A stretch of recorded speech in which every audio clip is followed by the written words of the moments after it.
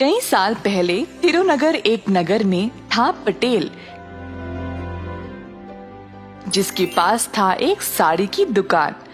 पटेल के पूर्वजों से ये कारोबार चलते आ रहा था और उसके पिताजी इस व्यापार का अत्यंत आदर करते थे। पटेल के बड़े होने के बाद उन्होंने दुकान की जिम्मेदारी पटेल को सौंप दी। पटेल अपने पिता की बातों को अक्सर अनसुना करके केवल दुकान जाकर खाली बैठता था, बिना कुछ काम किए।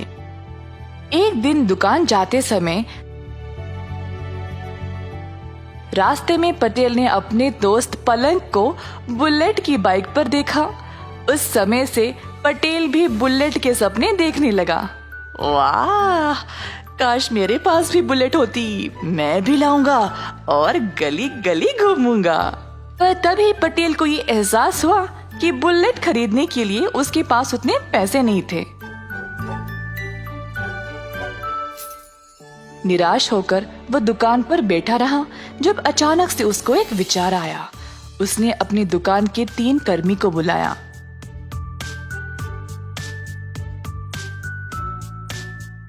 अरे जरा बताओ, हमारे पास पूरे कितने साड़ियाँ हैं? साहब जी, हमारे पास शायद लगभग 50 साड़ियाँ होंगी। बस 50? मुझे कम से कम 150 साड़ियाँ बेचनी है। अब और 100 साड़ियाँ कहाँ से लाऊं? साहब जी, मेरा दोस्त एक थोक व्यापारी है। उसके पास एक साड़ी तकरीबन 100 से 250 रुपये के बीच में मिल जाएगी। माल हमारे जितना अच्छा नहीं है, पर सस्ता तो है। अच्छा, एक काम करो, उसके पास जाओ और एक साड़ी 100 रुपये के दाम पर 100 साड़ियों को ले आओ। किसी को इस बारे में नहीं बताना, ठीक है? तो हमें फिर 10,000 रुपये की जरूरत है। आप पैसे दे दो तो हम माल ले आएंगे साहब।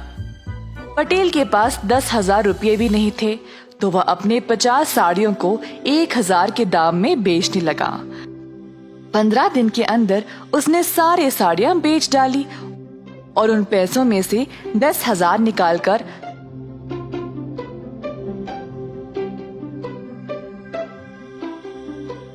100 और साड़ियां खरीद ले आया। पटेल ने अपनी दुकान को ऐसे सजाया जिससे लोग आकर्षित होकर उसके दुकान पर आने लगे। एक साड़ी 1,000 रुपये के दाम पर खरीदने लगे।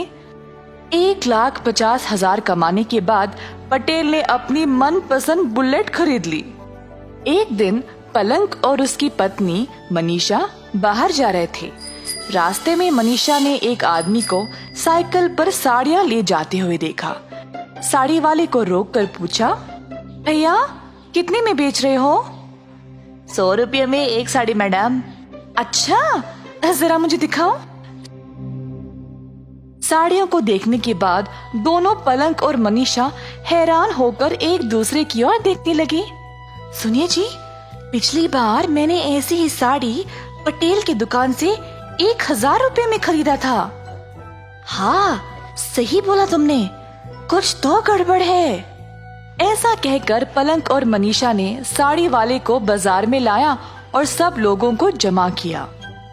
सुनिए सब लोग, मैंने ये साड़ी पटेल की दुकान पर 1,000 रुपये में खरीदा था और ये लड़का वही साड़ी 100 रुपये में बेच रहा है। ये तो धोखा हुआ। मेरे साथ जो हुआ, मैं नहीं चाहती कि आप लोगों के साथ भी हो, इसीलिए मैंने आप सब लोगों को यहाँ जमा किया है। ऐसा कहते हुए सारी भीड़ पटेल की दुकान की ओर चल पड़े। पटेल ने अपनी नई बुलेट के लिए पूजा करवाया और अपनी दुकान की ओर आया। दुकान के बाहर इतनी भीड़ जमा देखकर हैरान परेशान हो गया। 1,000 में एक साड़ी बेच रहे हो और ये एक पोछे के लायक भी नहीं है।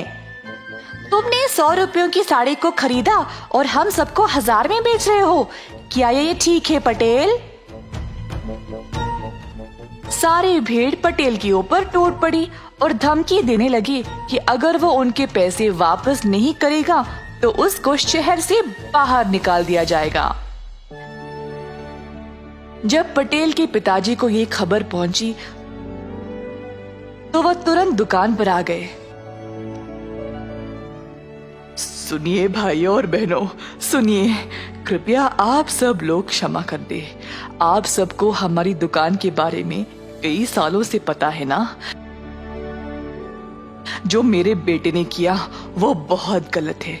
मैं आप सबको पैसे वापस लौटा दूंगा, क्षमा करें। ऐसा कहते हुए पटेल के पिता ने सबको एक एक करके पैसे लौटा दिए। सबसे छोटे बेटे हो, इसीलिए इतना लाड़ और प्यार से पाला है तुमको। तुम पर दुकान की जिम्मेदारी सौंपा ताकि तुम भी अपने भाइयों की तरह सफल बन जाओ, पर उल्टा तुमने मुझे ही शर्मिंदा किया। अगर मेरी एक भी बात मानते तो आज ये नौबत नहीं आती।